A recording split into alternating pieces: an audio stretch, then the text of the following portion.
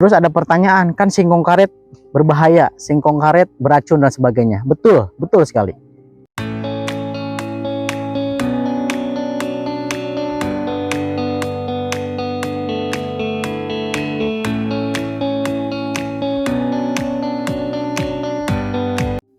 Assalamualaikum warahmatullahi wabarakatuh. Kembali lagi, sahabat ternak yang saya banggakan. Hari ini insya Allah kita sedang melakukan panen raya singkong karet, yang dimana singkong ini nanti akan kita buat pakan silase atau pakan fermentasi yang kita awetkan menjadi sumber pakan untuk ternak. Jadi nanti ada proses-proses dan tahapan yang akan kita lewati untuk memproduksi pakan silase ini. Nah, seperti apa bentuknya, jenisnya, ini jelas nanti kita akan sampaikan. Jadi singkong karet ini bukan singkong yang berumbi, yang menghasilkan buah untuk dikonsumsi. Namun si singkong karet ini dia singkong yang hanya tumbuh pada batang dan daun. Sehingga yang kita manfaatkan jelas batang dan daun. Batangnya pun bukan batang yang tua, yang batang muda. Terus ada pertanyaan, kan singkong karet berbahaya, singkong karet beracun dan sebagainya. Betul, betul sekali. Singkong karet itu sifatnya memiliki zat sianida. Nah, zat sianida ini akan berkembang bertumbuh terhadap lingkungannya. Seperti apa? Contoh, kita tanam di dataran yang tinggi, dingin. Itu pasti zat sianidanya akan jauh lebih tinggi dibanding kita tanam di area-area yang memang gersang atau panas. Yang curah hujan dan cuaca kemaraunya itu lumayan cukup ideal. Nah, di Ciampea ini insya Allah bisa dibilang panas enggak, sejuk juga enggak.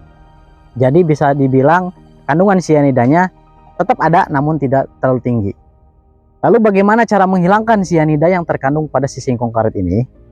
Perlu teman-teman ketahui, sahabat ternak ketahui, ada 3 cara sebetulnya ya yang selalu kita utamakan. Yang pertama adalah pelayuan. Nah, pelayuan ini dengan beberapa tahapan, misalnya kita simpan di area yang memang aman atau kita panaskan, jemur.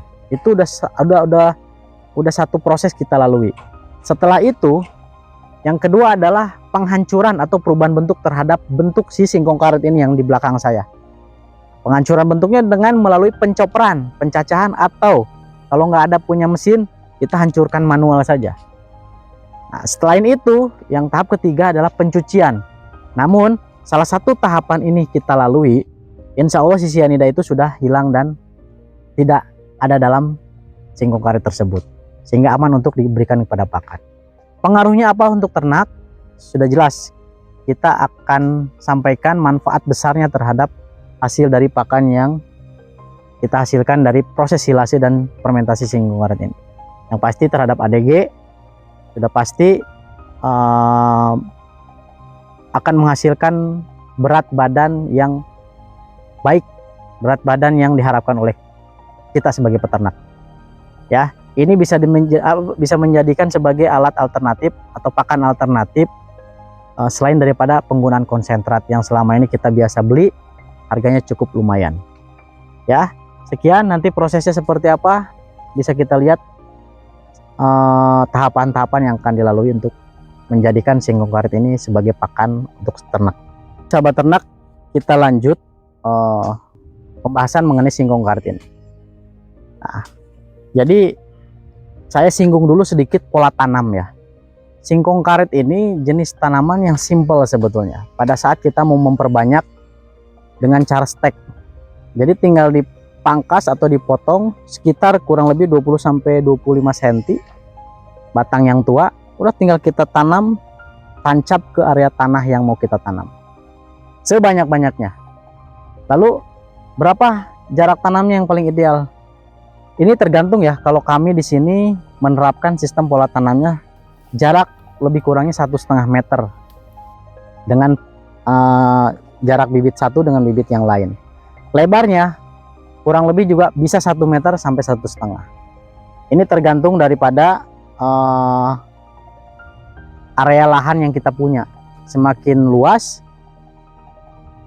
lebih baik area jarak, maksudnya jarak si penanaman singkong karet ini agak ideal saja, supaya pada saat dia tumbuh itu nggak berebut nutrisi di tanah. dia akan dengan mudah berkembang dan melebar. Karena nanti kita bisa lihat si proses pertumbuhannya itu luar biasa ya, dia mengembang, bukan seperti singkong pada umumnya yang hanya lurus ke atas, daun-daun. Kalau ini beda, dia banyak cabang-cabang, tunas-tunas yang tumbuh pada saat singkong karet ini mulai mulai banyak untuk dipanen. Nah, ini ada beberapa titik yang sudah dipanen oleh kami dan sedang berproses sebetulnya. Dari sana kita lihat sudah mulai ditumbuk-tumbuk, nanti diikat. Setelah diikat nanti kita akan loading langsung ke mobil. Nah, jadi catat juga pada saat kita panen, kalau bisa akses untuk mobilisasi kendaraan memudahkan kita untuk memuat hasil daripada panen ini. Sehingga dari sini langsung kita loading ke area gudang pakan, dari situ kita proses ya. Dan sebelum berproses untuk disilase atau difermentasi, kita lakukan pelayuan dulu ya, pelayuan, dan setelah itu penghancuran, perubahan bentuk menggunakan chopper.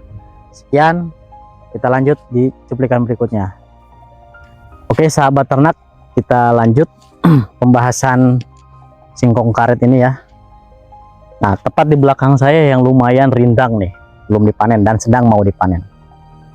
Sedikit cerita, kenapa sih kok singkong karet bisa ketemu ya kan?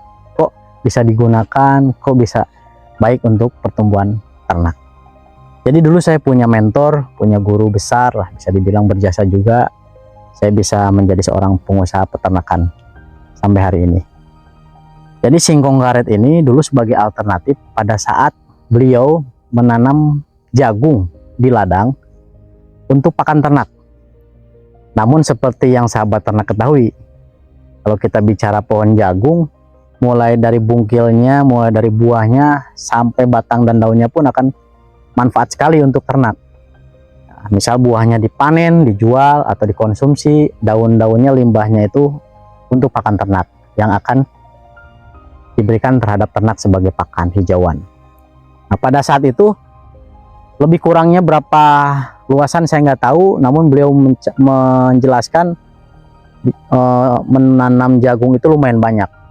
Nah, pada saat itu kebetulan di lingkungan sekitar juga ada beberapa petani kecil yang memang pelihara ternak yang sama sejenis. Pada saat itu sebelum panen, beliau lihat situasi ladangnya botak, pinggirannya utuh, tengah-tengahnya habis kena hama. Usut-usut ternyata bukan kena hama virus atau bakteri, luar biasa hamanya sama manusia gitu. Nah, pada saat itu singkat ceritanya beliau tanamlah si singkong karet ini. Tujuannya awal mungkin salah satunya adalah mengetahui siapa sih yang ngambil, karena kan ini masih awam, orang nggak tahu, taunya seperti singkong biasa. Nah, pada saat ditanam tetap hama manusia itu masih ada, dan pada saat itu nggak lama kemudian ada kasus-kasus yang memang ternyata terjadi kematian ternak di lingkungan sekitar. Nah, berarti secara nggak langsung hama yang dimaksud adalah hamanya itu ya. Jadi singkat cerita lagi, ternyata singkong karet ini setelah diperdalam ditemukanlah tadi manfaat yang besar ternyata, selain daripada mengandung cyanida yang beracun tadi. Nah, dengan tadi proses yang saya jelaskan 3 cara ya, ada pelayuan, perubahan bentuk, dan pencucian. Salah satu aja yang dilakukan sudah jelas cyanidanya akan hilang, apalagi dilayukan. Nah, jadi pada saat setelah dilayukan cyanidanya hilang, bisa diberikan langsung. Namun jangan coba-coba kalau kita panen hari ini nih, kita langsung kasih ke ternak, siap-siap ternak-ternaknya mabok dan wassalam. Kita nggak tahu. Mungkin ada juga saya udah biasa dikasih, ya itu udah terbiasa biasanya. Dan polanya pun nggak sekaligus. Ada pengenalan, adaptasi, dan sebagainya. Nah, kalau nanti teman-teman mau coba untuk mengetahui lebih dalam, yang memang sudah tahu, alhamdulillah kita sama-sama berbagi. Ada yang salah dari kata-kata saya, mohon dimaafkan. Ada yang baik datangnya dari Allah, memang itu kebenaran. Barangkali bisa bermanfaat untuk semua sahabat ternak. Nah, silakan mulailah menggunakan singkong karet ini dibuat sebagai pakan alternatif, karena kita sudah alami hasilnya jos ya. Percaya tidak percaya boleh nanti datang ke sini. Terima kasih sahabat ternak, salam sehat, wassalamualaikum warahmatullahi wabarakatuh.